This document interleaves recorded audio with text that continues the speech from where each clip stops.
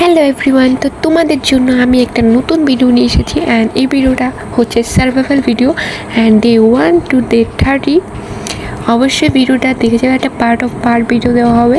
ভাই গলাটা যেমন কেমন স্যাঁত করে, ওরকম নাকও স্যাঁত করতেছে, আমার ঠান্ডা লাগছে।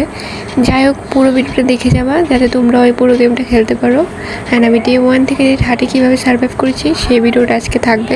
এই জ্বর ঠান্ডা নিয়ে যে আমি ভিডিও আপলোড করতেছি, অবশ্যই তোমাদের একটা লাইক, একটা কমেন্ট অবশ্যই দেওয়া আছে, একটা সাবস্ক্রাইব করা উচিত, কারণ আমি তোমাদের জন্য এত কষ্ট করি। মানে তোমরা তোমার ভিডিও দেখতে চাও না, বাট আমি তোমাদেরকে দেখাতে চাই। যাই হোক, এখানে গেমের বিষয়ে কথা বলি। এখানে কিন্তু আমি অনেক কিছু পেয়ে গেছি, আর এটা এখন সেল দিব। তার আগে লাঞ্চ টাইম হয়ে গেছে, এখন লাঞ্চ করতে হবে, তো চলে যাই। আর আমার কাছে একটা জিনিস ভালো লাগছে যে জেলখানে অনেক ভালো ভালো খাবার দেয়, যেটা আমার বাসায় দেয় না। বাসায় খালি 3 বেলা, মানে 2 বেলা ভাত, সকালে 1 বেলা রুটি দেয়, এই হচ্ছে। যাই হোক, বার্গার দিল, বাসায় বার্গার দেয় না, জেলখানায় বার্গার দেয়। আর এখানে আমি টিস্যু পেপার নেওয়ার জন্য ওই সব মানে যে জিনিসগুলো খোদাখুদি করে বের করছি ওগুলো সেল দিয়ে দিয়েছি, আর টিস্যু পেপার কিনে নিয়েছি।